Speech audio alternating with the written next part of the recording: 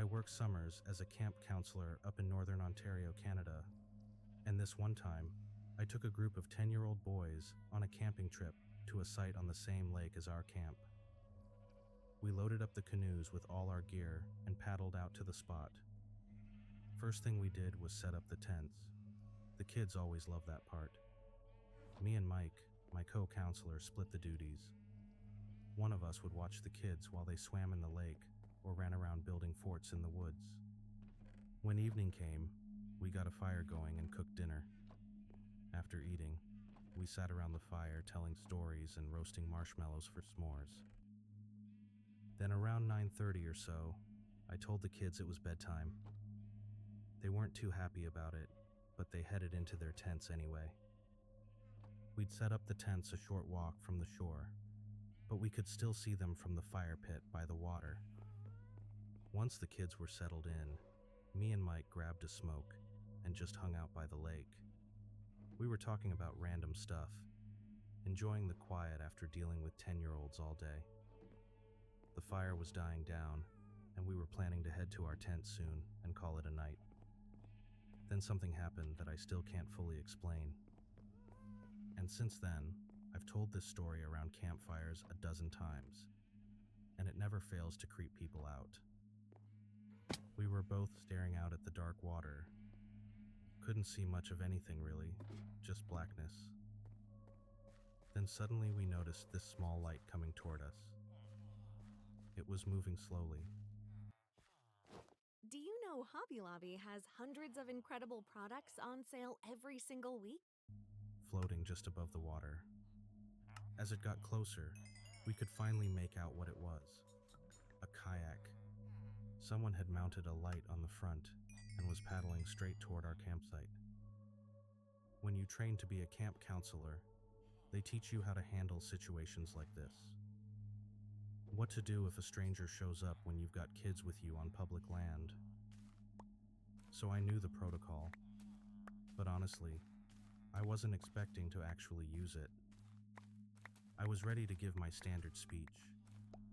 But when the light got close enough for me to actually see this person, I froze up. It was an old woman paddling the kayak. She looked like she was in her 60s, maybe older. Her hair was super long and gray, just hanging down into the water behind her. Her skin looked rough and weathered, like old leather that's been left out in the sun too long. What really got me were her eyes. They looked dead, I guess is the best way to put it, and it was hard to even see them properly because her face was so wrinkled.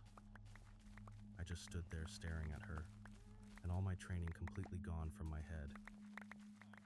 She looked straight at me, and when she opened her mouth to speak, I could see she was missing most of her teeth. "Are all your children safe in bed?" she asked, pointing a bony finger toward where our tents were set up. I didn't know what to say, and I was honestly terrified. I managed to stammer out that yeah, the kids were fine, and she needed to leave now. She just smiled at me. This wide, unsettling smile with those missing teeth. Then, without another word, she turned her kayak around and started paddling back out into the darkness. We watched that little light get smaller and smaller until we couldn't see it anymore. At this point, me and Mike were seriously freaked out. And the way she asked about the kids, that's not normal. That's not something you just casually ask strangers at night. We didn't know what to do.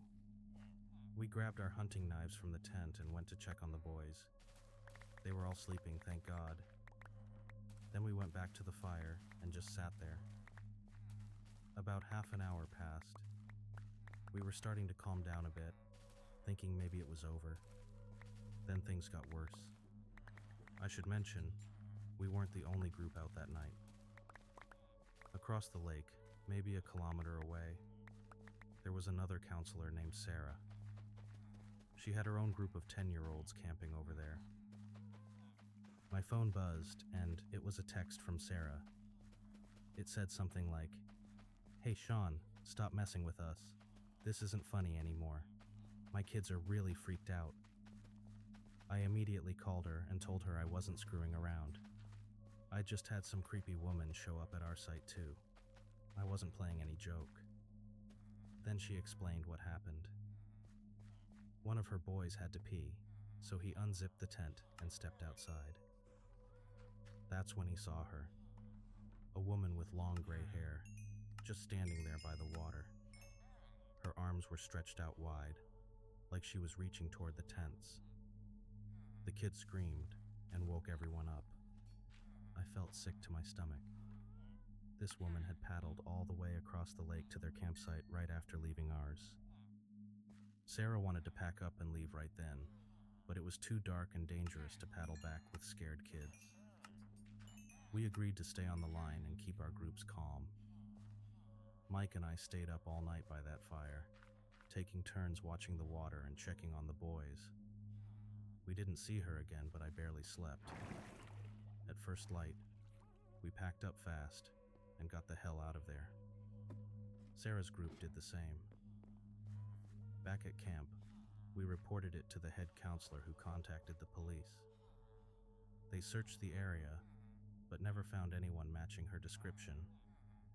To this day, I have no idea who that woman was or what she wanted. But the way she asked about the kids, then showed up at Sarah's site, that wasn't random. And that's what scares me most.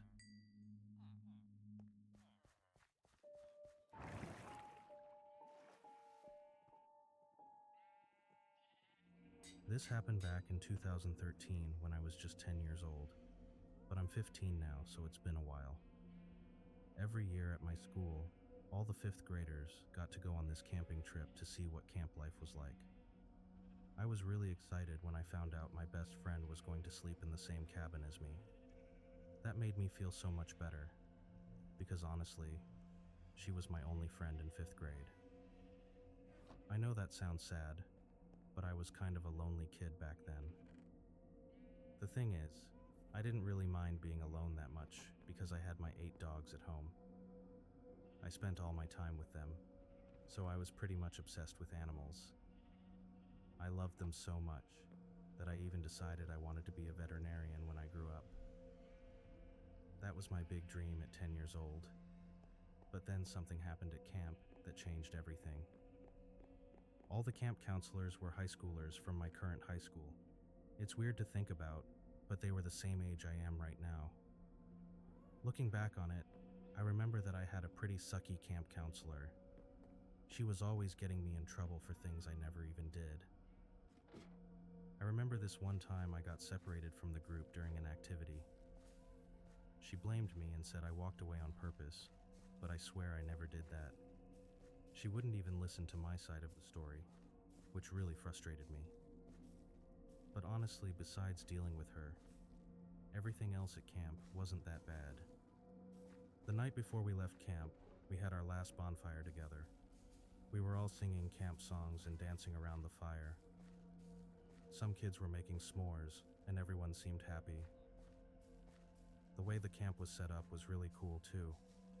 The forest was right behind us with all these tall trees, and the lake was right in front of us.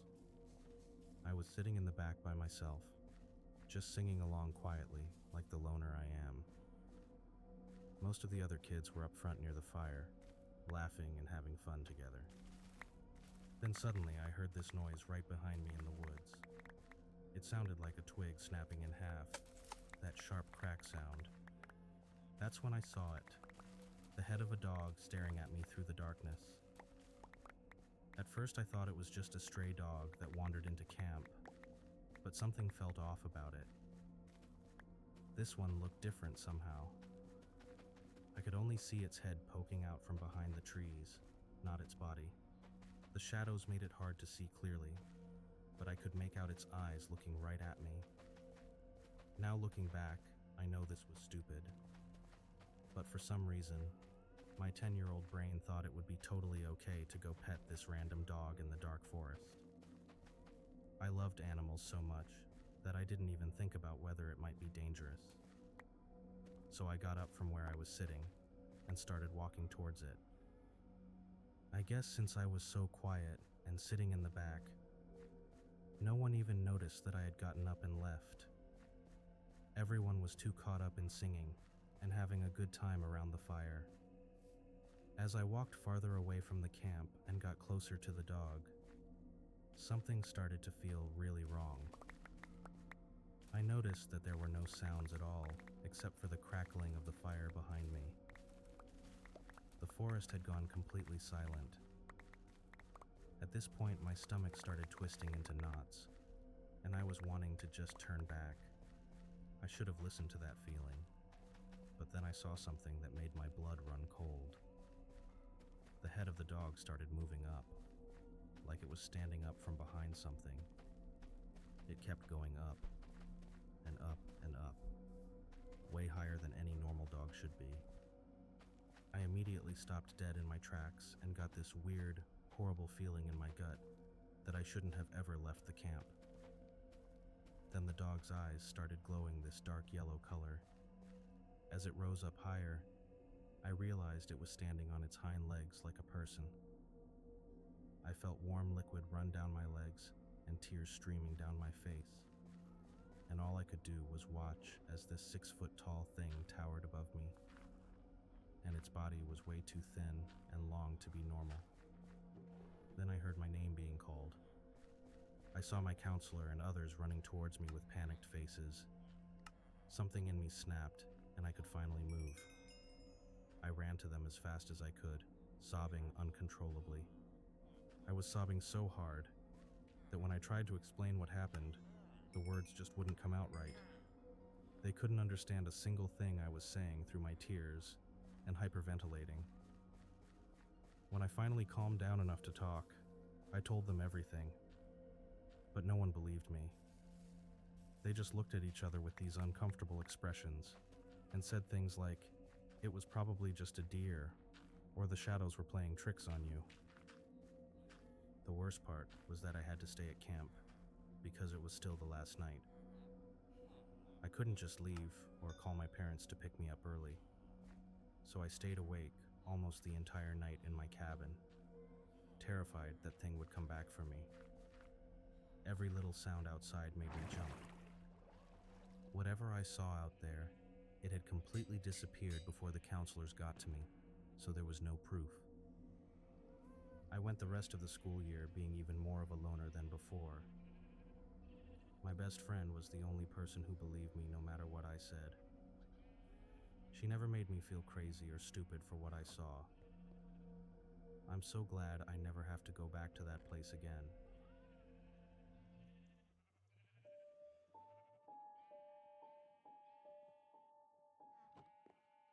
My brother and I were camping at a little spot called Lulworth Creek, just outside of our hometown of Charters Towers, which sits a couple of hours west of Townsville in North Queensland. Now the spot we were at was a well-kept secret at the time. A small patch of paradise where the water from the creek flowed over some rocks and then opened up into a beautiful waterhole. The paperbark trees hung low over the edges, their branches dipping into the crystal clear water. We'd set up our swags on the sandy bank, close enough to hear the water trickling over the rocks all night. We'd been coming here since we were kids, whenever we needed to get away from town for a bit. It was a great spot for camping. Just up the road a ways was Echo Hole, which Australian readers may know of. So the day went by mostly uneventful. As it was winter at the time, the sun started disappearing around 7, so we lit up the campfire and started to settle in for the night. My brother had built it up properly. Good base of coals, flames licking at the bigger logs we'd dragged over. About an hour later was when the weird things started happening. It started with the fire. The flames just sort of died down. Not gradually like they should, but all at once, like someone had turned a dial. We both noticed it straight away, and the temperature seemed to drop too, which didn't make sense given how much wood we had on there. Now we were pretty experienced campers. We knew how to build a fire, obviously, and we knew how to build one to last the night. Which is why we were surprised, and more than a little scared, when we walked away to grab some things out of the car. and returned to find the fire had completely gone out. It was not a rainy day. The fire was nowhere near the water's edge. It was not humid in any way. The air was hot and dry, and the firewood we were using was dry as a bone. We'd only been gone maybe 5 minutes, 10 at most. When we got back, there wasn't even smoke rising from it. Just cold ash, like it had been out for hours. My brother crouched down and touched the logs, stone cold. We looked at each other, neither of us wanting to say what we were both thinking. There is no logical reason that this campfire should have extinguished. So that was weird occurrence number 1. More than a little weird, but easy enough to brush off. Occurrence number 2 came about a little while later. We were sitting around the fire that we had since got going again. Now this is noteworthy, as it was deafeningly quiet. Just the crackle of the fire and our own breathing. Anyone who spent time camping in the bush knows that's not normal. There's always some kind of noise, especially near water. But it was like everything had just stopped.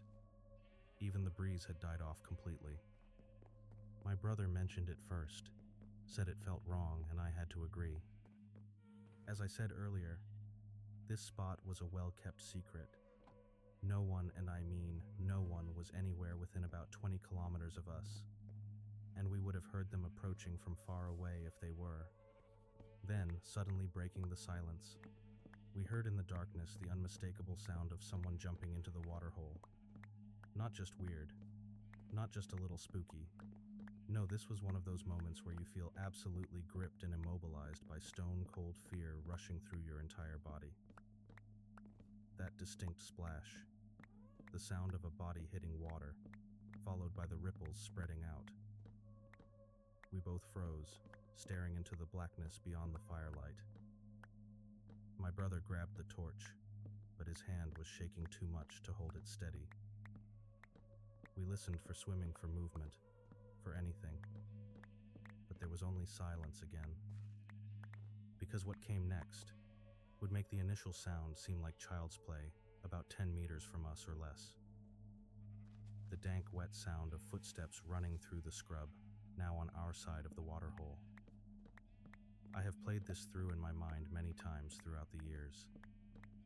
I have attempted to come up with any possible explanation. After this occurrence, we immediately began packing up the car. Important note here. As we were packing up, we had all of the car doors open to make it easier to load everything up. That becomes relevant in a moment. As we're walking back to the tent to start packing it up, out of nowhere, the entire thing just shifts sideways, as if a huge gust of wind blew into it, or, more disturbingly, something or someone ran into it. There was no wind that night. I mean, the air was completely still. The tent poles bent, and the whole structure lurched a good meter to the left. My brother dropped the esky he was carrying.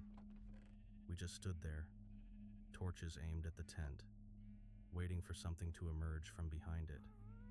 But again, nothing. Just like the campfire from earlier, there is no logical reason this should have happened.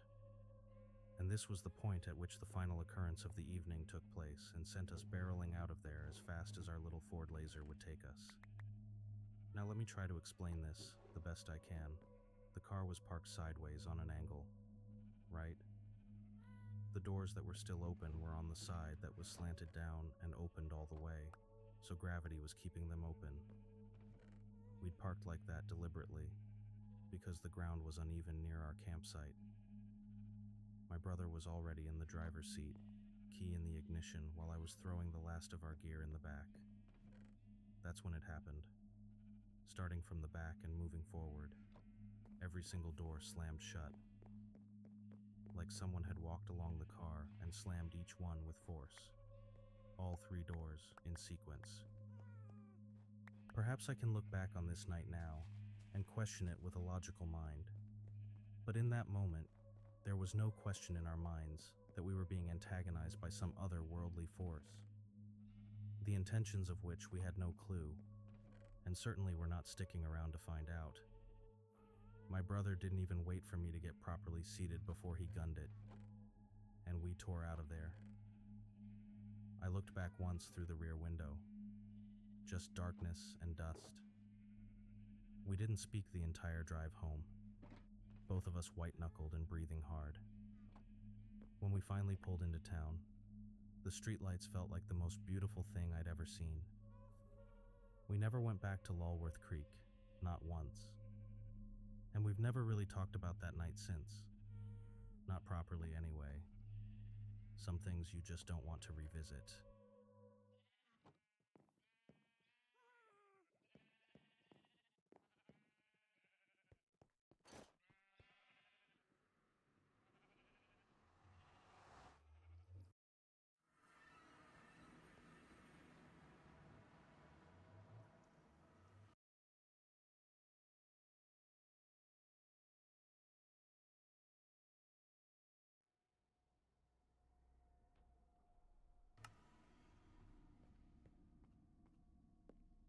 I was spending the weekend alone at my cabin-style house on the edge of town. It wasn't isolated in the middle of nowhere. There were other houses around, but they were spaced out enough that you could go days without seeing anyone around. I never got visitors, like solicitors or neighbors. The houses in this neighborhood were the kind people drove past without even thinking about it, because unless you looked intently, you probably just saw an endless forest of trees. It was winter, right after a heavy snowfall, so everything felt quieter than usual. A thick blanket of snow covered the whole area, and the woods behind my house looked deeper and darker than they usually did. I didn't mind being alone out there for the most part. The house was cozy, with lots of big windows, a stone fireplace, and just overall that nice cabin feeling. It was the whole reason I moved there. The first night, nothing weird happened until late. I stayed up watching YouTube videos in the living room, kind of half asleep by midnight. After a while, I turned off the TV and headed to my room. It was a one-story home, so my bedroom sat right at the end of the hallway. The thing about the bedroom is that it matched the rest of the home, having these massive floor-to-ceiling windows along the wall, and even a sliding glass door that opened toward the woods. Because the home was in a private location, with just the woods on all sides and no close neighbors, it made sense, I guess. But it did feel strange sometimes. Even just seeing my reflection in the glass at night would startle me, thinking someone was standing out there. But this night was different. As I turned off the lights and crawled into bed, I heard something. This soft cracking sound coming from outside. Not like an animal or the typical forest noise. This was louder, like someone stepping on a thick branch. A couple seconds later, it happened again. I sat up and looked toward the large window. Because the lights were off in my room, I could see outside through the glass pretty well. I stared for maybe 30 seconds before something moved in the solid darkness between the tall pine trees. Not a shape I could describe, just a quick shift of a shadow between two trees. Like someone leaned out of view, or leaned into view. I couldn't tell. Everything was still after that. After minutes of waiting and staring out there, feeling nerves building up in me, I started to think I might have just imagined it. Like my eyes were just seeing shapes in the dark. But I didn't move for a long time. Eventually, though, I got up and double-checked the sliding door was locked, then got back in bed. After that, it took me forever to fall asleep. Every 30 seconds, I felt like I had to open my eyes and look out the window again. But every time, I saw nothing. The next day was strange. Nothing outright happened, but everything felt off in a way I couldn't explain. I'd constantly get that subtle, uneasy feeling, like someone was standing just out of sight, staring in. I kept glancing at whatever window was behind me, half expecting to see eyes looking in. I never did, but the feeling didn't go away.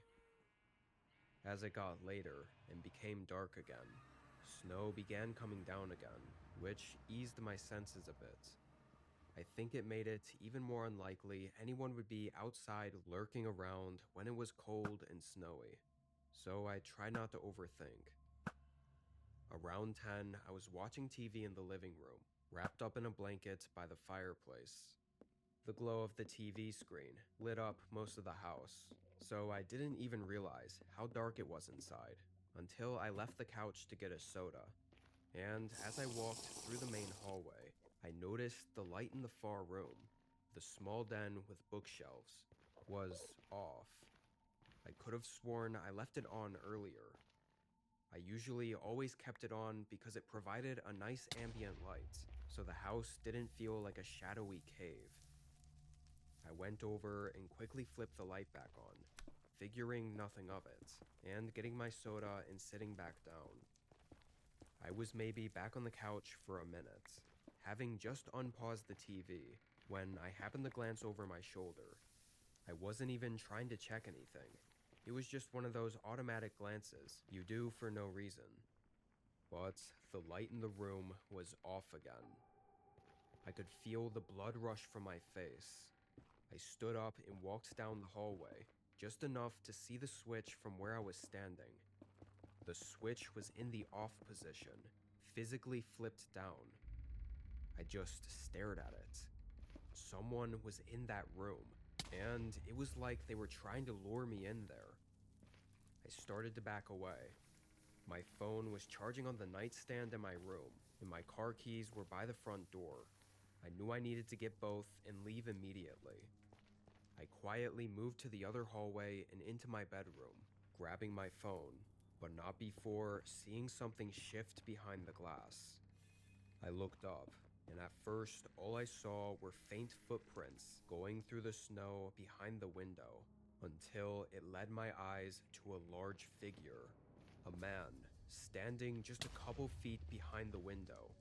He was entirely covered by the dark, but I knew he was looking in at me.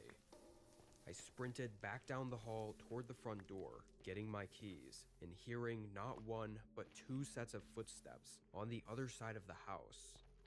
I opened the door and ran to the side driveway where my car was.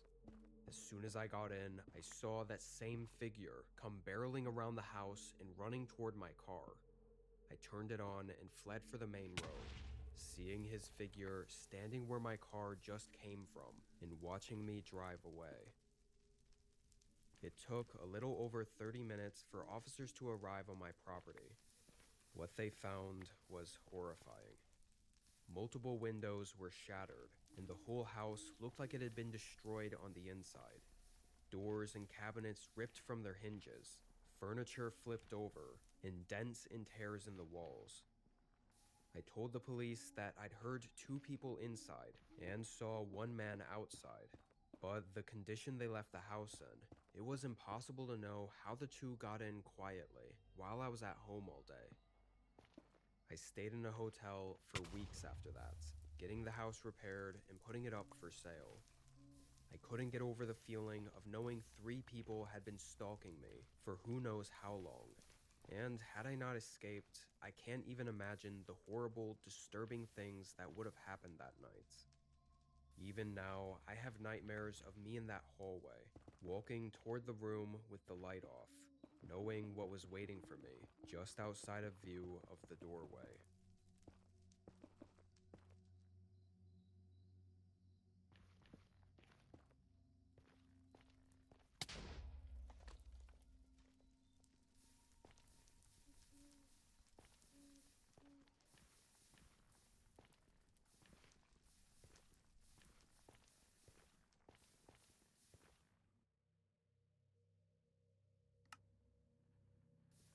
My name is Noah, and I'm 36. I'm gonna have to run you through a bit of backstory just to give context for why I live where I do. 2 years before this happened, me and my wife broke up just a few months after buying a house together. It wasn't a bad breakup, and we technically didn't divorce until months later, but I digress. The house we bought was massive. like way too big for even the both of us. But it was supposed to be something we could grow into and maybe have kids and dogs and whatever in the future. After we split ways, it was left for me to figure out whether to sell it for a loss or just continue living in it. I chose to stay. So I lived alone in that house for 2 whole years. I told myself I'd find a way to use the space. Like, since I worked from home, maybe I'd use a room for my office, and then have a workout room and a bedroom, all separate so that it wasn't all that empty. But I never really got around to it. The entire huge house was mostly left hollow and vacant. If you opened a random door, there's a good chance nothing would be behind it but a dusty, unused room. I wouldn't even go into half the rooms for months at a time. I didn't mind it too much, but occasionally I'd get that uneasy feeling of being alone in a giant, empty house. That, mixed with just overall loneliness, I finally decided to do something I'd been wanting to do for years, and adopt a dog from a shelter. That's when all of this started. I found a small 8-month-old puppy named Piper. She was a beagle, and I picked her up after work from a shelter about 3 hours away from me. So by the time I'd gotten home, it was around 8 p.m. I let her roam around the yard for a bit, then showed her inside to let her explore her new home. In the shelter, Piper was very excited and happy and energetic, and even on the car ride home. But as soon as I let her inside, she became very timid. I thought she was just unfamiliar with the home, and all the change was making her anxious, so I didn't think too much into it. I left her alone to explore and sat on the couch to give her space. She spent all but 2 minutes walking around before jumping up on the couch with me, huddling up right on my lap. She almost seemed afraid of something. But again, I had every reason to believe it was all just normal behavior of a new pup moving into a new home. Later, I brought her upstairs and we went to bed. In the morning, everything seemed a little better. She followed me around while I made breakfast and coffee, then sat below my office desk while I worked for the day. However, a few hours in, she got up and walked toward the doorway, standing halfway in the hall, looking very alert. Then, after a few seconds, she fully left the room, and I could hear her nails clicking on the floor, walking down the hallway toward the staircase. I thought she finally felt comfortable enough to look around, so I left her alone and kept working.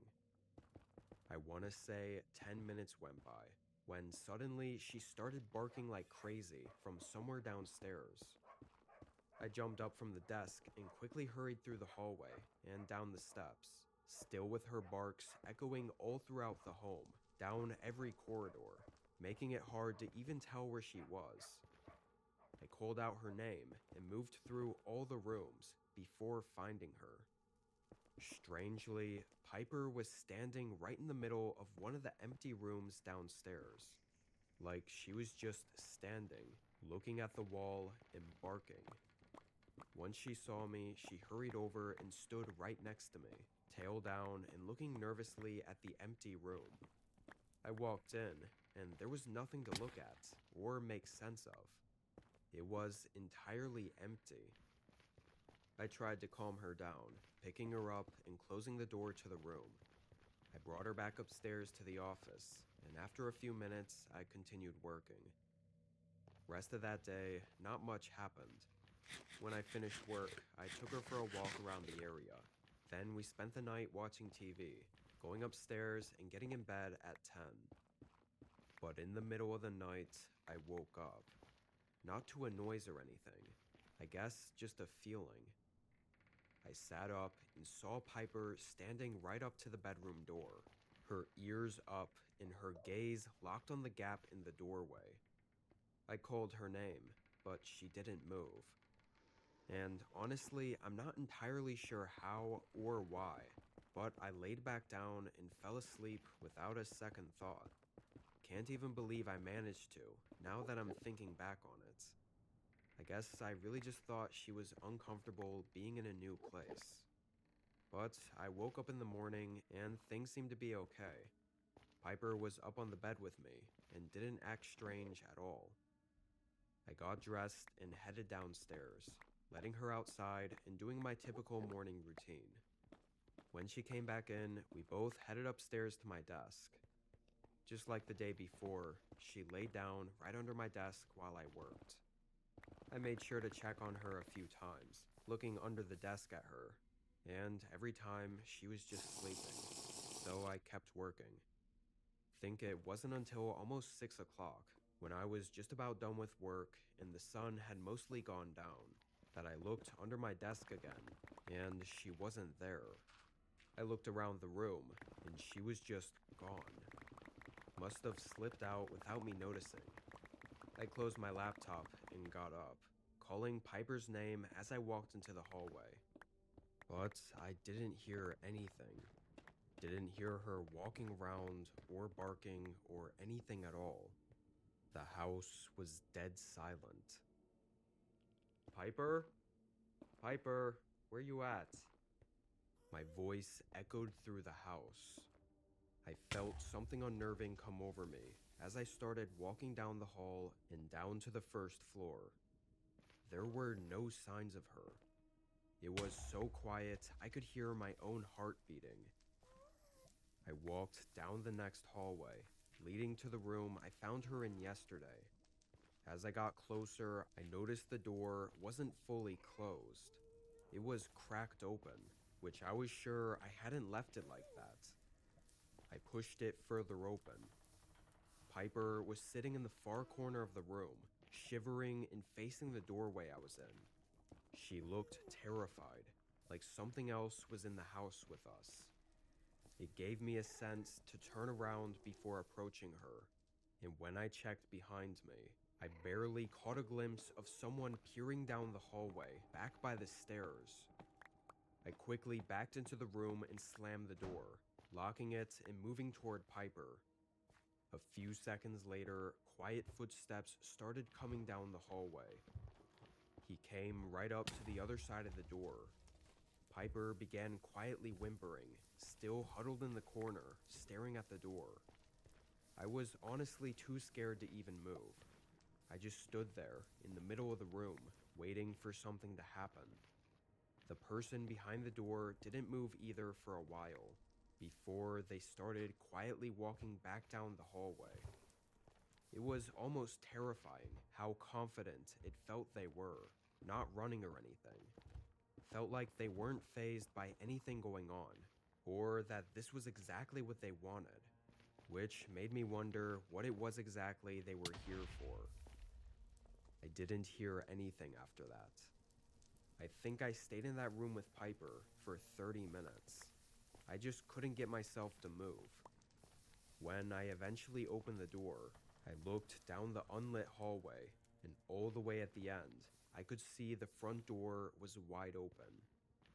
Hoping it meant whoever that was gone, I ran back upstairs to get my phone and call the cops. While I was up there, I noticed several open doors that, again, I had always kept closed. As soon as I got my phone, I ran back down to Piper and held up inside that room until police made it. They searched, not only inside, but also several acres around the house, but found nothing. No signs of the intruder still being around. However, they did find signs of him having been in my home.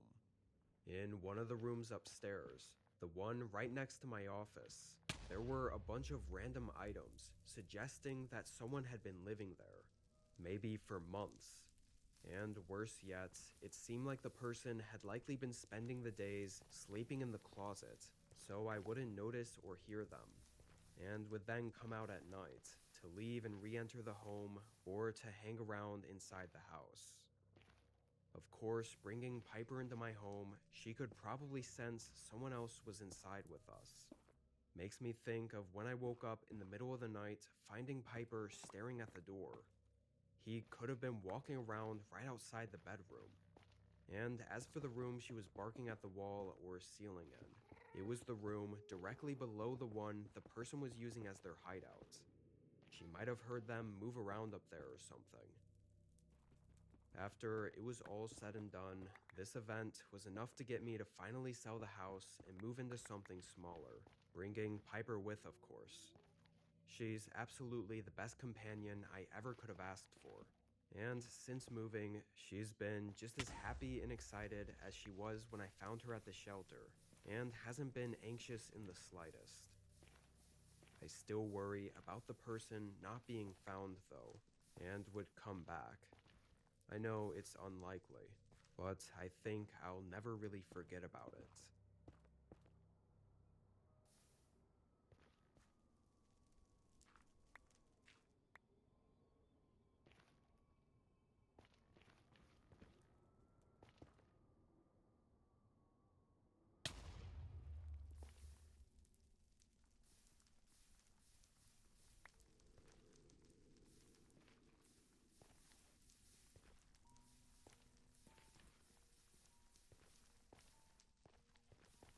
I was 18, still living with my parents, but because I was old enough, they could leave me home alone without it being a problem.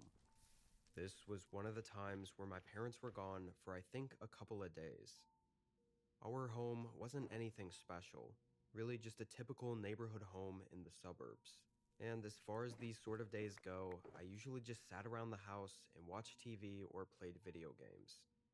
I didn't have my own car, so unless I felt like walking 30 minutes for some fast food, I had no reason to leave the house. In the morning, I pretty much just stayed in bed for a few hours watching TV, then finally got up to start my day, heading downstairs to the kitchen. Almost as soon as I got downstairs and started making breakfast, my friend sent me a text. I assumed he was just waiting for me to get online, so I finished making breakfast before even checking it. But when I did finally open it, I was a little confused. He said, "Who's the guy outside your house?" I genuinely was caught off guard by that. I responded, "What?" and went to the front window to look, but nobody was out there. No cars, no people, just an empty, quiet neighborhood. My friend's house was directly across from mine, and I didn't see him in the window or anything, so I was confused. After a minute, I decided to just call him, figuring it was some stupid joke he was trying to pull. He was the kind of friend to say stupid stuff like this sometimes, to mess with me. But this time, I really didn't see where the joke in it was. He answered, and didn't even try to play it as a joke. He was serious, saying he actually saw some guy outside my house that he'd never seen before. And the only reason he even mentioned it was because the guy seemed like he was trying to look into the windows. That was super weird, but neither of us could figure out who it was or what he was doing. And with him not there anymore, we kind of just moved on from it and hopped on a Discord call to play video games for a few hours. I only went downstairs once during that time to refill my water, and I did a quick look out the window again, not seeing anyone. We were online until probably 5 or 6 before getting off the call. All I remember was that it was already dark outside, and I realized how much time had passed. I got up and went downstairs. I started making a quick dinner, unsure how I'd spend the rest of my night. Probably just watch TV in my room.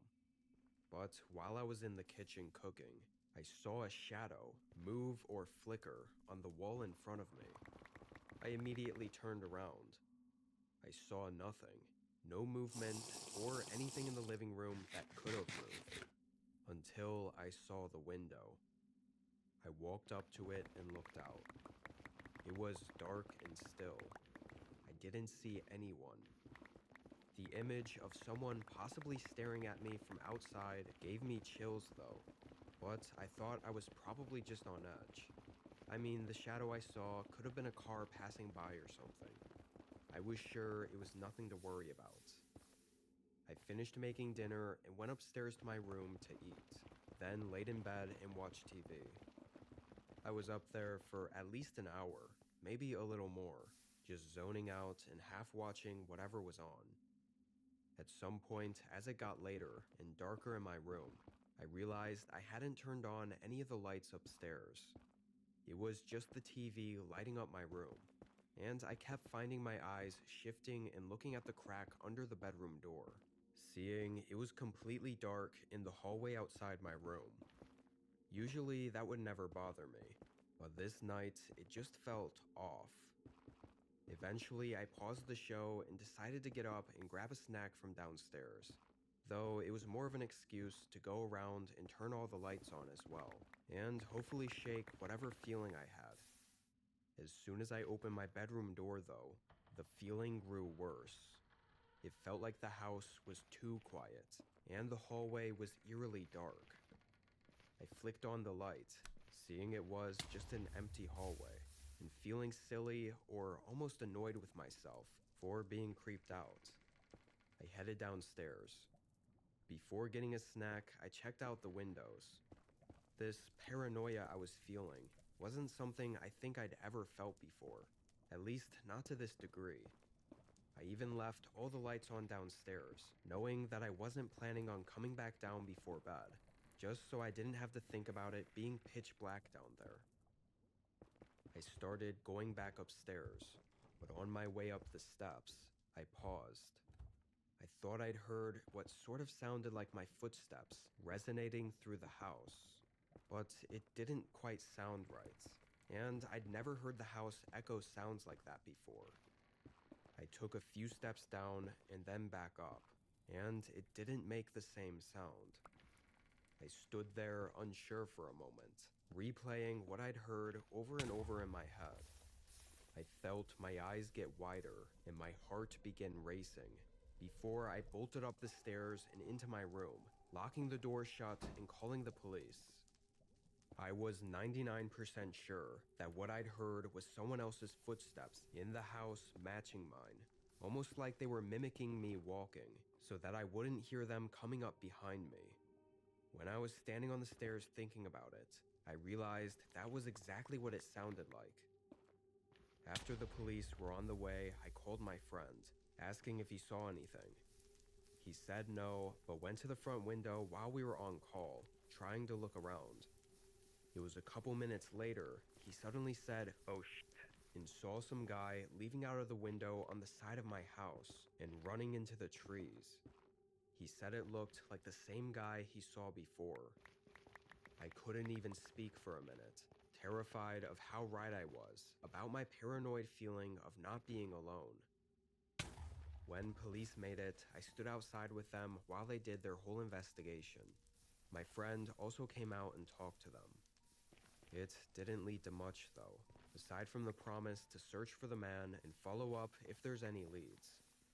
They did, however, compare it to a similar incident from a couple weeks ago in a nearby neighborhood, where a kid was also home alone and some guy was creeping around outside, eventually coming up to the window and trying to convince the kid to let him in. In both cases, though, it isn't really clear what he was plotting. Kidnapping is the obvious answer, but he didn't seem to have a car, so dragging a kid kicking and screaming out of a house didn't seem likely to me. I don't know what was going to happen that night, and I never found out, because the guy is still out there, probably still creeping around and stalking someone without them knowing it.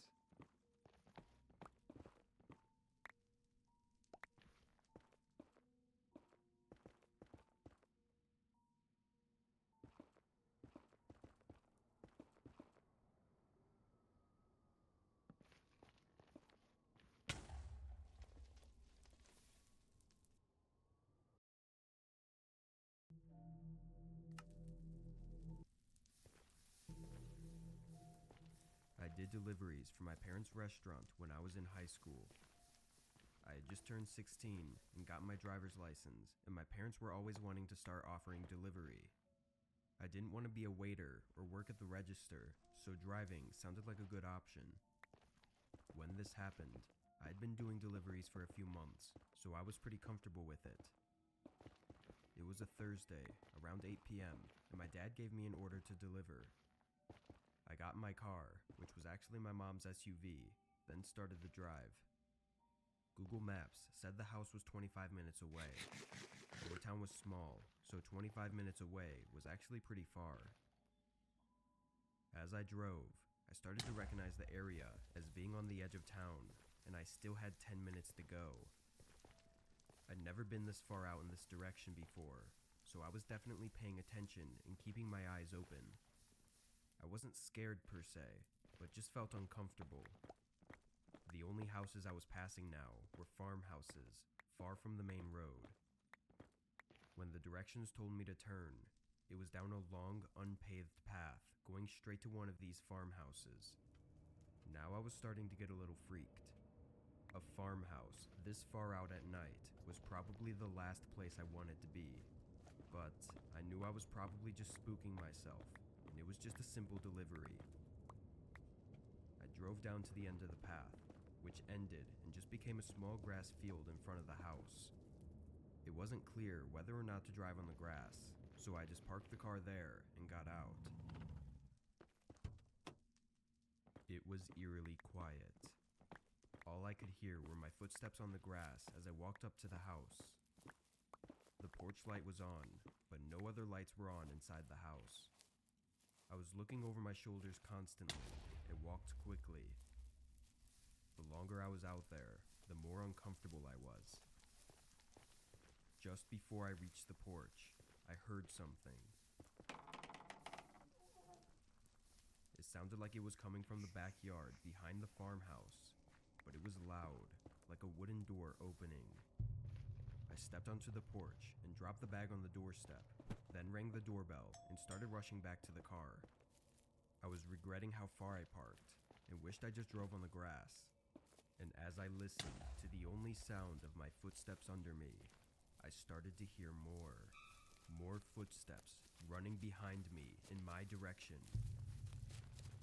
I turned around and saw 3 men sprinting at me through the grass. I tried to run back to my car, but in seconds,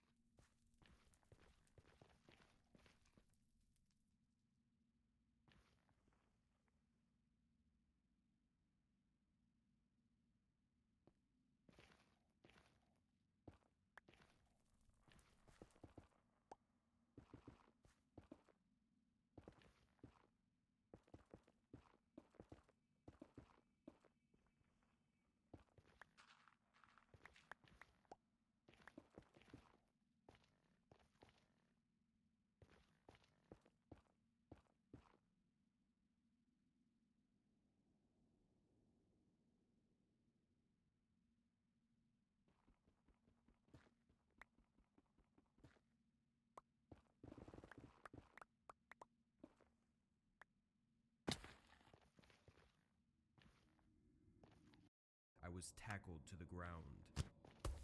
One of them held me down, while another started taking everything from my pockets. I was yelling and screaming for help, but I knew nobody could hear me. It all happened really fast, and once they looted my pockets, one of the men kicked me in the stomach, and they all ran and got in the car, turning around and driving away. I got up and just watched the headlights disappear on the long empty road. I had no phone and no way to get back. I didn't know what else to do than just start walking toward the road. When I reached the road, I started walking down the way I came. I had no way of telling time, but I think I was walking for 30 to 40 minutes before a patrol car pulled up in front of me. My parents had called for them to check on me because I wasn't responding. To sum it up, the cops found a small barn behind the farmhouse with another restaurant delivery bag inside it. They think they tried to do the same thing to someone before me, but probably missed their chance or chickened out for some reason, because there were no other reports. The actual owners of the farmhouse were out of town, so they had no involvement. My phone was able to be tracked, though, and was found thrown in a field off the side of the road, not too far away. The stolen car, however, took 3 weeks to be located.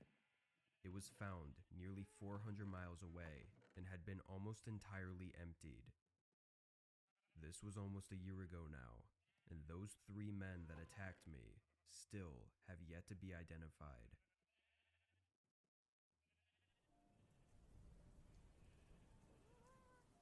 I was a delivery driver for Pizza Hut during college. A bunch of my buddies from school also worked there, so it was laid back and sometimes even fun.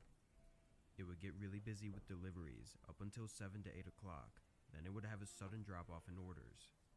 Our place accepted delivery orders until 11, then would only accept pickup orders until 12. It was a Saturday night, so it was busier than most other days, but after 9:30, there were no more orders. We had someone pick up an order around 10:15, but we had nothing else until 10:50 when the phone started ringing. Hello, this is Pizza Hut. I waited for a second. I could hear light breathing on the other side, but they weren't responding. Hello? Finally, a woman started speaking. She was talking quietly and had a shaky voice.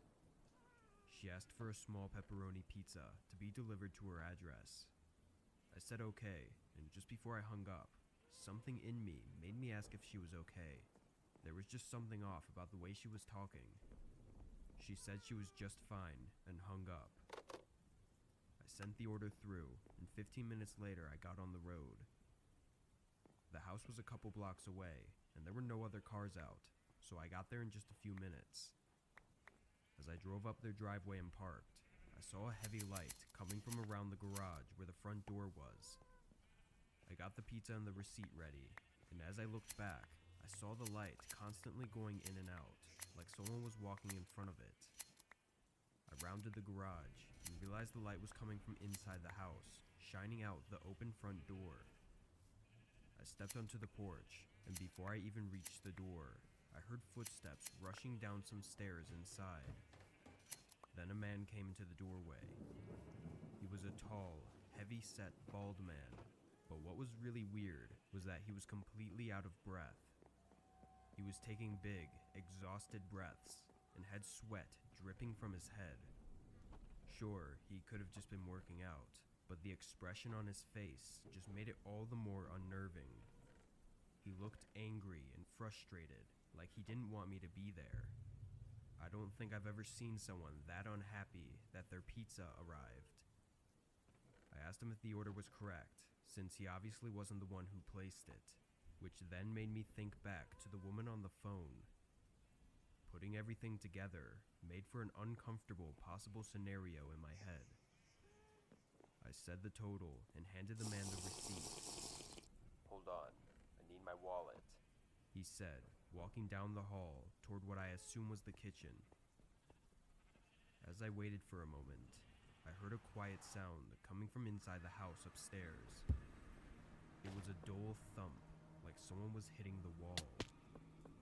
I heard it again, louder this time.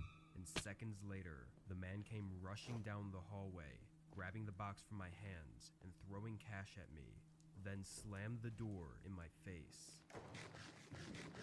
I stood there in shock for a second, hearing the man's footsteps rushing upstairs. I couldn't hear much else, so I walked back to my car while processing everything. Once I got out of their driveway, I drove a minute down the road, then pulled over. I decided it best to call the police and just give them all the information I had and ask them to just do a checkup to make sure it was all okay. When I got back to Pizza Hut, I told my friends about the unusual situation. They thought it was odd too, but none of them seemed worried about it. The rest of my shift went by fast, and I got home at 12:15. Not long after, I got a call. It was an officer that did a wellness check on the woman that I said was at the house.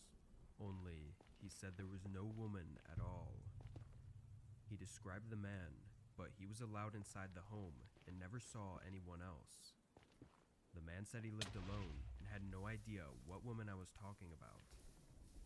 I know what I heard though. Someone else was in that house, and it was definitely a woman that called to place the order. The fact that the man was lying about things that I was 100% sure about made me really uneasy. The cop told me that there wasn't much else to be done unless something else came up. It's been a long time since this all happened, but I still think back to it. I could be blowing it all out of proportion, but there's a big part of me that doesn't think so.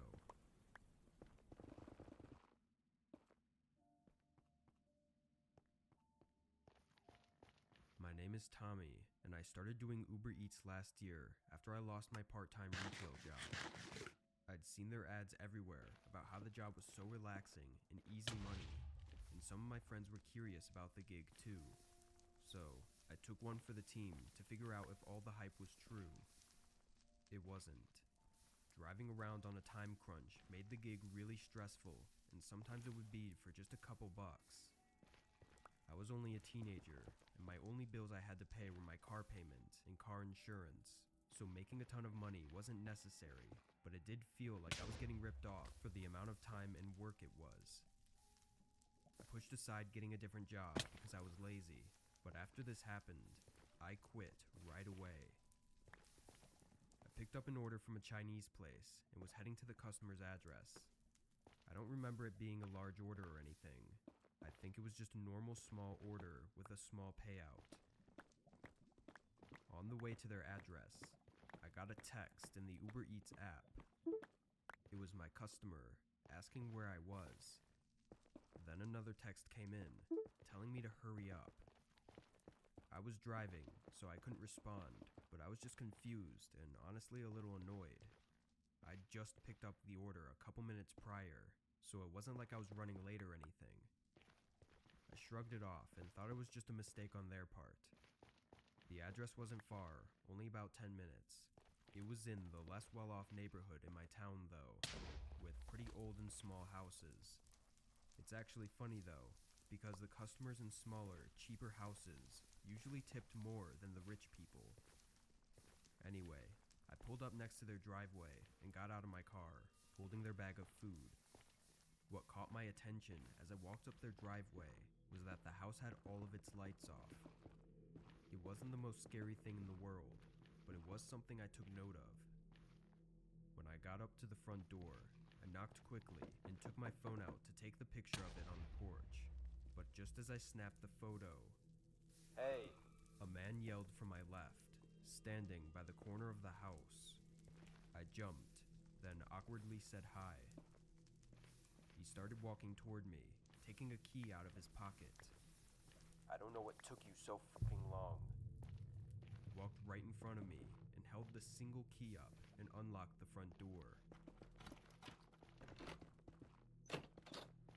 His attitude had me in disbelief. I didn't know what to do or say, so I just stood there like an idiot. Come here. I need your help since you took your time driving. It'll be quick. He waited by the door, holding it open. No, I'm okay. I should really get back to work. The man looked angry and took a step toward me, reaching out like he was trying to grab me.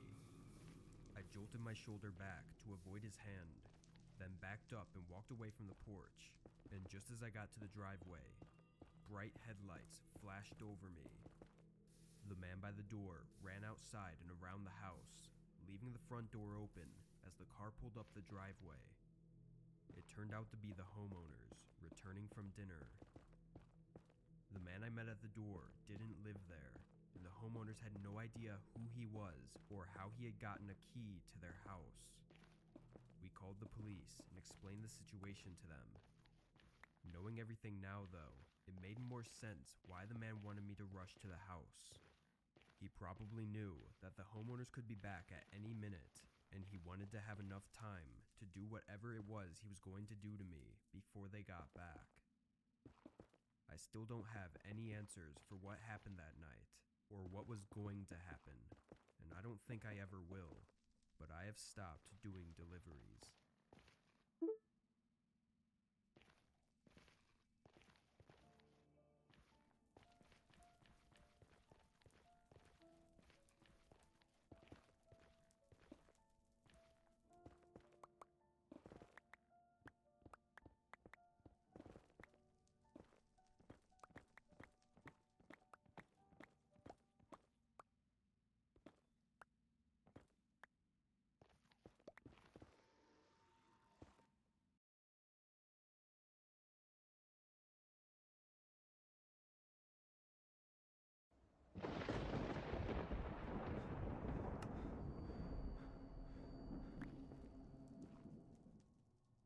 I was 23 when this happened, still pretty green in construction, still bouncing from job to job wherever the company sent me.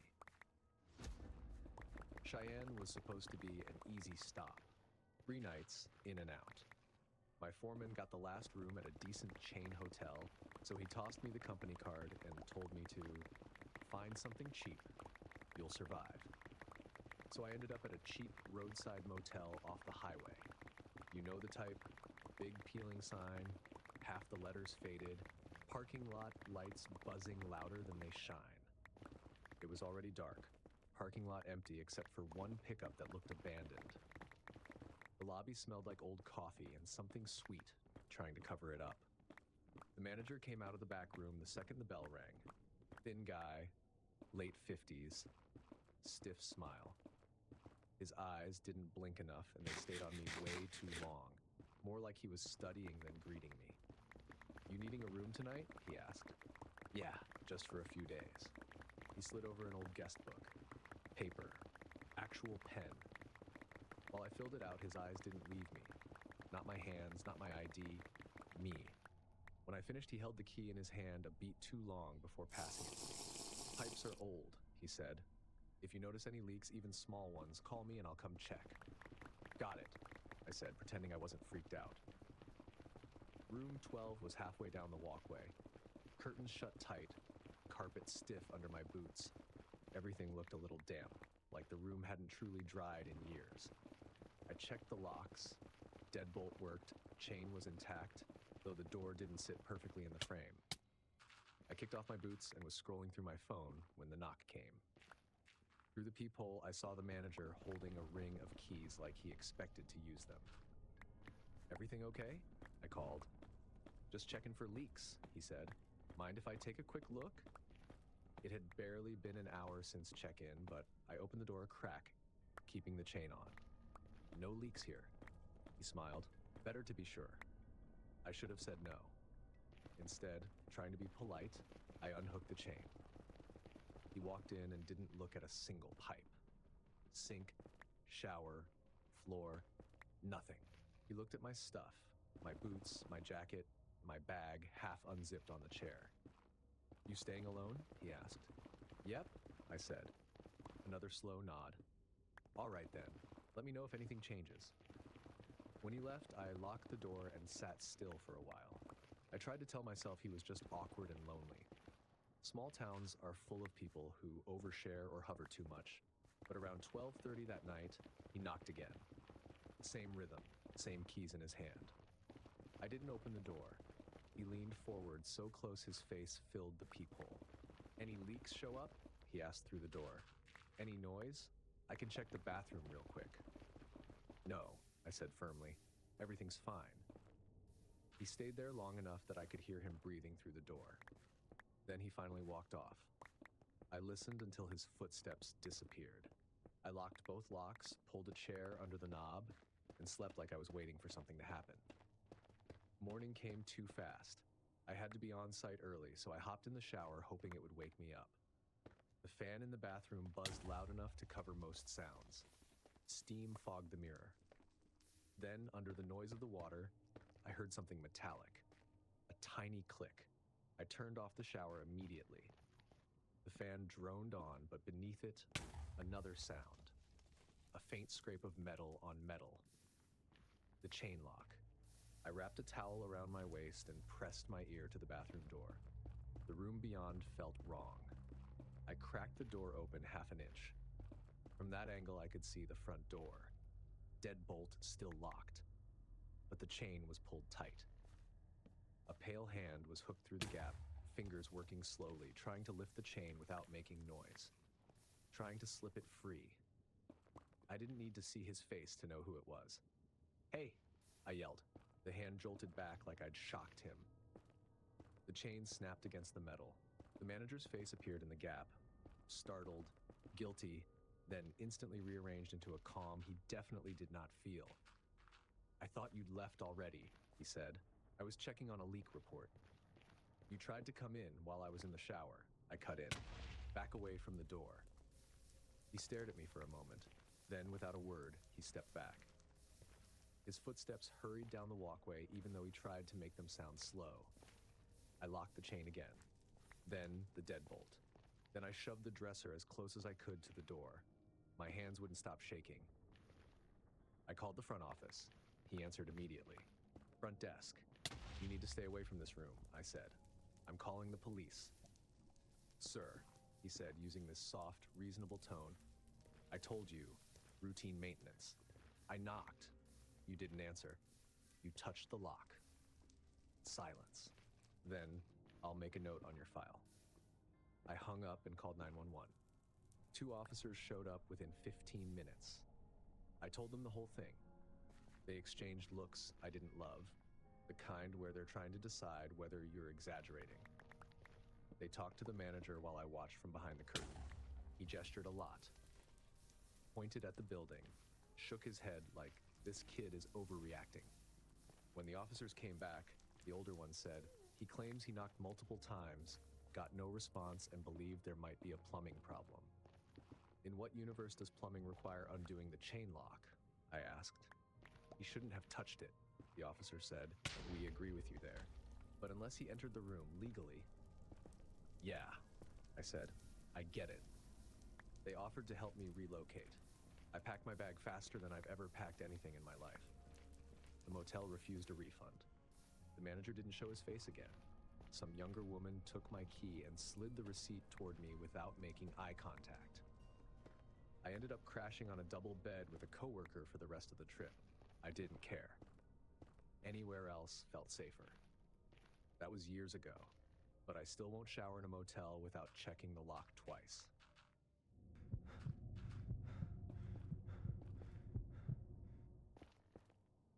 I still think about that trip every time I stay in a motel with outside-facing doors.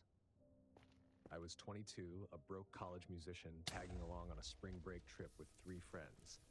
We were splitting a cheap roadside motel room in Daytona Beach and calling it a vacation. I arrived early because I had a gig the night before in another city, so my whole plan was just check in, shower, nap, wait for the guys to show up after dark. The motel was exactly what you'd picture. 2 stories, pastel paint, loud AC units sticking out of windows, doors facing the parking lot. The pool was taped off with a laminated, temporarily closed sign that had definitely been there longer than temporary. The lobby clerk barely looked at me when I checked in, just slid the keycard across the counter. Room 214, 2nd floor. Inside the room, stiff bedspread, TV bolted down like I was going to steal it. I tossed my backpack and guitar case onto the bed and lay down to answer a few texts. By early evening, the place was filling up fast. From the walkway balcony, I watched groups of college kids arrive. Music blasting, people yelling to friends across the lot. Normal spring break chaos. And then I saw him. He didn't look like anyone else there. Older, late 30s, maybe 40s, dark hoodie, jeans, baseball cap pulled low. Not drunk, not rowdy, just there. And he was calmly testing door handles. Not knocking, not acting confused like someone who forgot their room number. Just walking the length of the second floor corridor and giving each doorknob a gentle tug. A room number. Tug. Next room. Tug. Next room. Tug. Nobody else noticed. Everyone was too busy hauling coolers up the stairs or shouting across the parking lot. At first, I tried to rationalize it. Maybe he really was just lost. Maybe he was looking for a friend. But then I watched him skip the rooms where people were standing outside. Skip anyone who might see him. And he didn't knock once. Just moved with this steady, weird calm, like he knew exactly what he was doing. I stepped back into my room, shut the door, and made sure the deadbolt clicked. Then I slid the little metal security latch across, the one that always feels more symbolic than useful. When I peeked out the window again, he was 3 doors away. Then 2. He tested the room next to mine. Locked. He didn't react, didn't sigh, didn't shrug. He just stared at the crack between the door and the frame, like he was listening. Then he stepped in front of my door. I backed away from the window, staying out of sight. He didn't reach for the knob right away. Instead, he leaned forward. I didn't hear breathing. I didn't hear movement. Just a whisper, soft enough that I questioned if it was real. This one. 2 words, like he'd found something he'd been searching for. My whole body jolted like someone had snapped a cable inside me. I grabbed my wallet and phone with 0 hesitation. There was no thought process, no logic. Just a deep, sharp instinct screaming that staying in that room was a bad idea. He still hadn't touched the handle, but I couldn't stand there waiting for him to make the first move. Every instinct I had was telling me to get out. Now. Before he decided to push things further. I didn't bother listening at the door again. I just unlocked everything as quietly as I could, took a breath, and yanked it open in one go. The guy was standing right there. His head snapped toward me, surprised, and before I even thought about it, I threw my weight into him. It wasn't some heroic tackle, more like a panicked shove, but it sent him stumbling backward. His feet tangled, and he hit the ground hard on his side. I didn't wait to see if he was getting up. I bolted. The walkway rattled under my footsteps as I tore down it, gripping the railing to swing myself toward the stairs. Behind me, I heard movement. Fast, messy, like he was scrambling to his feet. But I didn't look back. I just sprinted down the emergency stairwell, 2 steps at a time, and ducked behind the vending machines in the parking lot. From there, I had a clear angle to see part of the second floor walkway. I crouched there, hands shaking around my phone, listening. Footsteps. They paused. I imagined him standing there, listening for movement, listening for me. Then the footsteps continued, heading toward the opposite staircase. And then, nothing. Silence, except for the muffled bass from someone's car and a group laughing across the lot. I called the front desk, trying to keep my voice level. Hey, there's a guy testing doors on the second floor, I said. He stopped at mine, whispered something. I think he's looking for a room that's unlocked. The clerk sighed, not annoyed with me, just with the situation. We'll send security to check it out. Do you have cameras? I asked. A pause. Yeah, we'll take a look. Security didn't show, but police did, maybe 20 minutes later. By then, the guy was long gone. An officer took my statement by the cruiser. What'd he do when he got to your door? He asked. He whispered, this one, like he was choosing something. The officer didn't laugh. He didn't even raise an eyebrow. Happens sometimes, he said. People walk motels looking for easy targets. It was a risky move, opening the door and going straight at him. The clerk finally came outside, rubbing his forehead. "We saw him on camera," he said. "He walked the whole balcony, tried a lot of handles."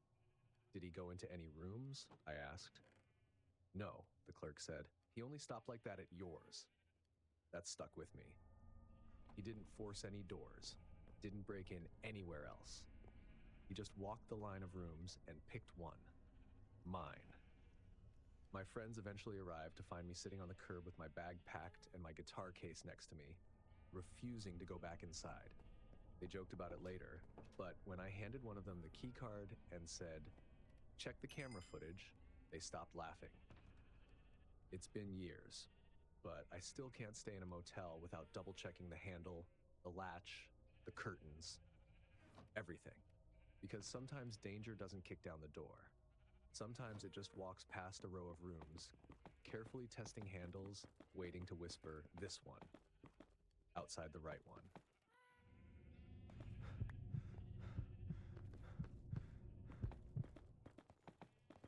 I spend more nights in motels than I do in my own bed. That's probably why I caught it so fast. When you hop between cities for work, you learn what normal looks like.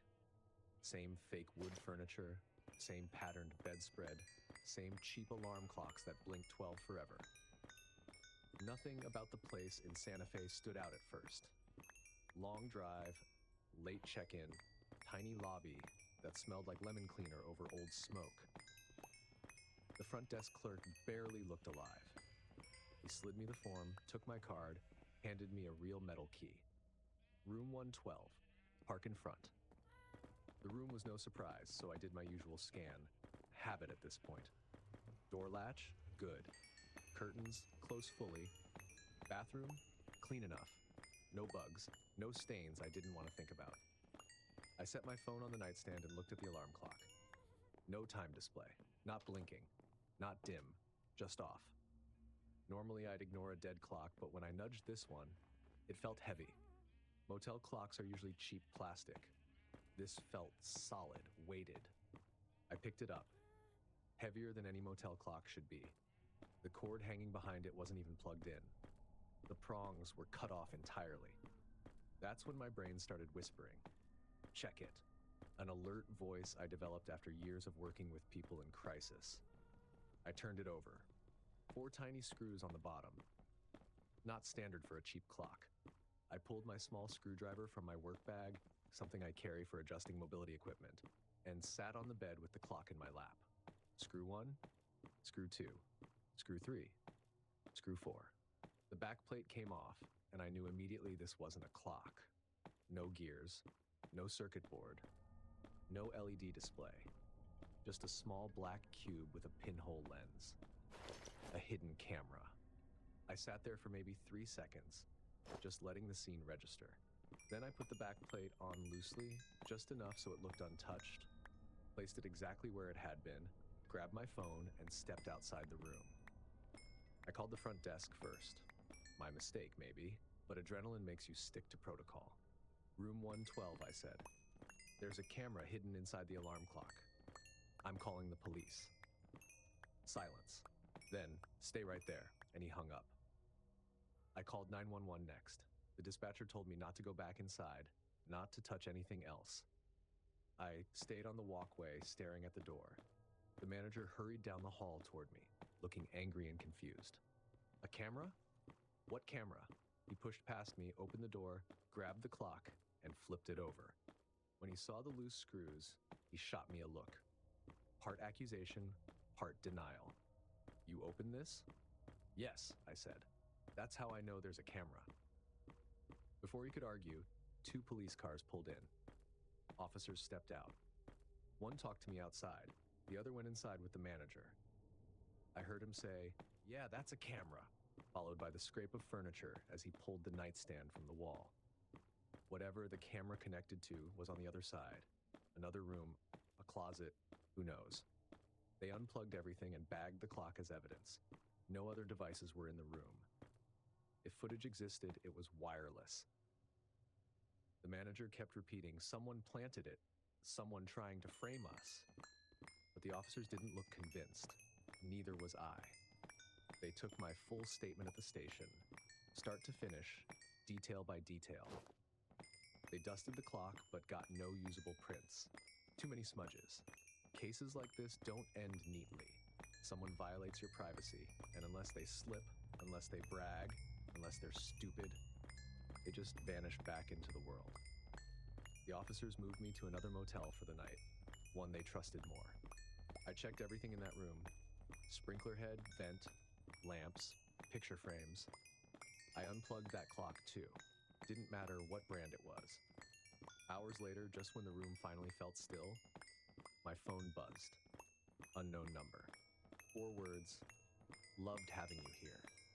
No emoji, no name, no follow-up. Just that. I stared at it long enough for the screen to dim.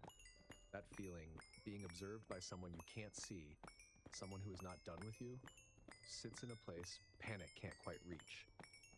I forwarded the message to the officer who'd taken my report. He called the number. It was either a burner or a VoIP. Dead end. They added it to the file.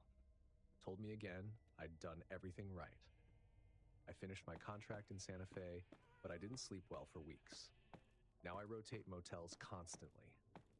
Never the same one twice if I can help it. I check every vent, every smoke detector, every clock, even in high-end hotels. Patients tell me all the time how hard it is to feel safe after someone takes that from you. I used to nod out of professional understanding. Now I nod because I know exactly what it feels like. Somewhere out there, there's a person who watched me through that fake clock, saw me notice it, watched me walk out the door, and then, hours later, used a burner phone just to let me know they were watching. I still travel. I still stay in motels. But I don't think of the rooms as temporary homes anymore. They're stages. And I always assume someone is sitting in the dark waiting for the show.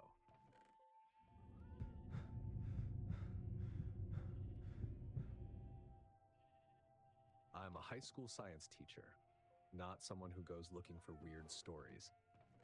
So when I say this happened exactly as I'm about to tell it, I mean that in the most literal, observational way possible. This was in 2020. I was on a spring break road trip, the kind you take when you're tired of grading papers and think a change of scenery might reset your brain. I reached Lubbock late. The nicer hotels were booked, so I pulled into a budget roadside motel and figured one night wouldn't kill me. The check-in guy slid me a keycard and said, "Room 118. I tossed my bag on the bed, pulled out my laptop, and realized immediately I needed an outlet that wasn't already cracked or loose. The only usable one was blocked by a heavy dresser. I tried to reason with myself. Just move it, 1 inch. I hooked my fingers under the edge and shoved. The dresser scraped across the carpet. Dust puffed out behind it. And then I saw the outline of a door. A real narrow door, maybe half the width of a normal one, wedged directly behind the dresser. It had a small metal latch instead of a knob. If I hadn't needed that outlet, I never would have known it was there. I told myself it was just utility access. Motels have weird architecture, nothing dramatic. But something about the door felt wrong in a way I couldn't place. Still, curiosity won. I unlatched it and pulled. It opened inward. A cold draft pushed out. The space was pitch black. I stepped back, grabbed my phone, and shined the flashlight inside. The beam lit up a narrow passageway. Bare wood framing on one side, drywall on the other, scuffed plywood floor. The hallway led straight back for a few feet, then turned sharply out of sight. It wasn't tall enough for anyone to comfortably stand upright. As I lifted the light higher, I heard a sound. A quick, scraping shuffle, like hands or knees dragging over wood. Coming from around that unseen corner. Then silence. Every scientific part of me wanted a rational explanation. Raccoon, wind, old pipes shifting. But the sound hadn't been random. It was like something pulling away from the light. I shut the door immediately and latched it. Then I shoved the dresser back against the wall, using my shoulder to wedge it tight. After that, I went straight to the front desk. "There's a door behind the dresser in my room," I said. It opens into some sort of crawl space. I heard movement inside. The clerk took a long second before answering. Behind the dresser? Yes, narrow door. Someone could fit back there. He shrugged. Old building, maintenance access, probably nothing to worry about. Does maintenance crawl around at night? I pressed. Again, the shrug. You want a different room? I thought about repacking, moving the car, dealing with everything all over again. I was exhausted. So I said no, went back to 118, and reinforced the dresser like I was blocking a cave entrance. Suitcase in front of it, chair wedged sideways as an extra stopper. I checked the main door twice, turned out the lights, and lay in bed listening to the AC hum. Every creak in the room sounded like someone pressing a palm to the wall. Every pipe thump made me sit up and stare. I probably slept in 10-minute increments. At some point in the night, I woke to a soft, dull thud, almost like wood shifting. I held still, listening hard. Nothing followed it. Eventually, my breathing slowed again, and I drifted off. Morning sunlight made the whole situation feel exaggerated, like maybe I'd just been overtired. I got up, stretched, packed my things, grabbed my laptop, and then looked at the dresser. It wasn't where I'd left it. Not enough to scream intrusion, but enough that I noticed instantly, maybe an inch forward. The carpet pile showed a clean line where it had been pressed the night before. My suitcase, which I'd pushed right up against it, now had a small gap between it and the wood. The chair wedge had shifted slightly too. That woke me up faster than coffee. I pulled the dresser out again, hard. I opened the hidden door just enough to check the latch. It was no longer hooked. There were smudges lower down on the doorframe. Someone had pushed on it from inside that passage. I didn't investigate further. I didn't shine my phone down the hallway again. I didn't want to know what lived beyond that turn in the dark. I shoved the dresser back, grabbed my bag, and checked out. Everything okay? The clerk asked, as casually as if we'd never spoken. That room has a door someone is using, I said. You should close it up, or at least be honest about who's back there. He just gave this small, flat smile. Old motels have quirks. Quirks. That was the word he chose. I got in my car and watched the row of identical doors as I pulled out. Each room with its own dresser, its own walls, its own potential hidden space inches from where guests sleep. I tell people now that I've stayed in a lot of motels since then. And it's true, but I never put furniture against a wall anymore. Because I don't want to find another hidden doorway. And I don't want to hear scraping on the other side of it ever again.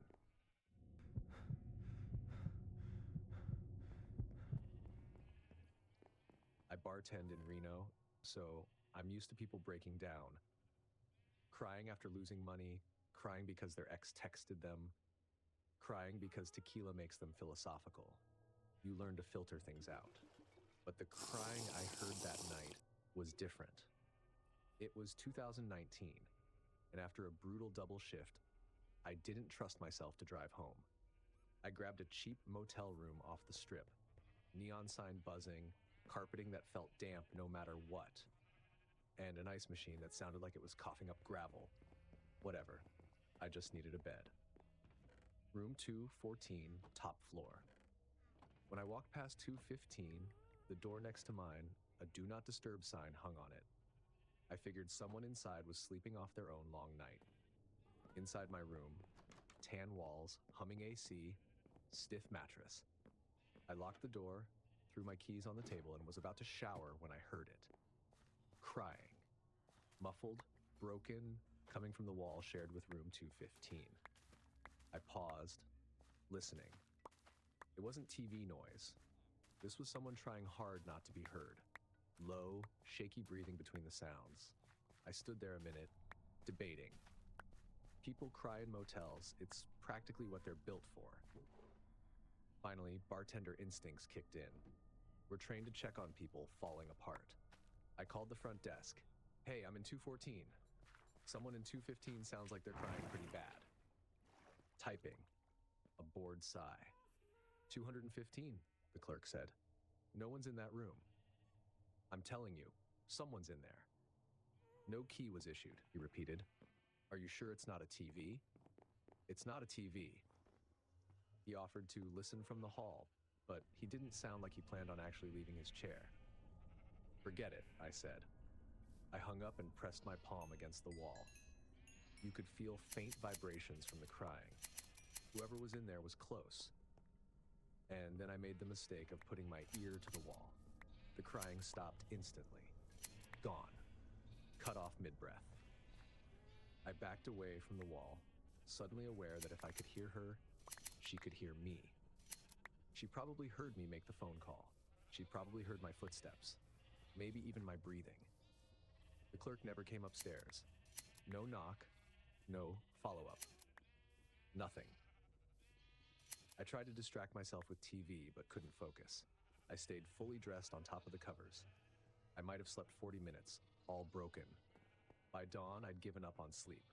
I packed my bag, opened my door, and stepped into the cool morning air. As I turned toward the stairs, something made me look at room 215. Its door was open, just a few inches like an invitation. No housekeeping cart, no staff around. I should have walked away. Instead, I drifted toward it. Hello? I called softly. Nothing. I nudged the door with my fingertips. It swung open with a tired creak. The room was dim, curtains mostly drawn, lights off. No luggage, no clothes, no personal items. The air felt stale, untouched, except for the bed. The covers were pulled tight, perfectly smoothed, except for one thing. A deep, unmistakable human-shaped dent in the center of the mattress. A shape, as if someone had lain there for hours without moving. Shoulders, hips, the curve of legs, all pressed into the fabric. I didn't cross the threshold. I stood in the doorway, staring. If the room hadn't been rented, why was there a fresh dent? If housekeeping made the bed, why didn't it look flat? If no one had slept there, who did I hear? Footsteps approached from behind. Ma'am? The clerk called. I turned. He looked groggy, annoyed, like I'd interrupted his morning. You told me this room was empty, I said. It was, he shrugged. Housekeeping must have propped the door open. I stepped aside so he could see the bed. His eyes flicked to it, a single half second before he shrugged again. Mattress is old. They sag weird. That's not a sag, I snapped. That's someone. I heard someone crying in here for almost an hour. Sound travels, he said calmly. It stopped the exact second I put my ear to the wall. He didn't answer, didn't even pretend to care. If you had noise issues, you could have asked to switch rooms, he said. We can't control what goes on in other units. There was no one in this unit, I reminded him. His mouth twitched. Exactly. That was it for me. I went back to my room, grabbed my bag, left my key on the table, and walked straight to my car. No checkout, no refund argument. I didn't even look back at the building. I drove 5 hours home in total silence. People always try to explain it away. Maybe housekeeping lay on the bed. Maybe someone snuck in. Maybe another room's noise bounced weird. Sure, maybe. But I know what I heard. Someone was in that room. Someone who stopped crying the instant they realized I was listening. Someone who left behind a perfectly shaped impression in a bed that was supposed to be untouched. And someone the motel didn't seem very eager to look for. If any part of these motel stories made you rethink your next road trip, smash that like button, hit subscribe so you're never alone for the next scare, and let me know which door you would have abandoned first. And if you think the only scary thing about thunderstorms is losing Wi-Fi, yeah, you definitely haven't seen the next video. Click now to watch 4 scary thunderstorm horror stories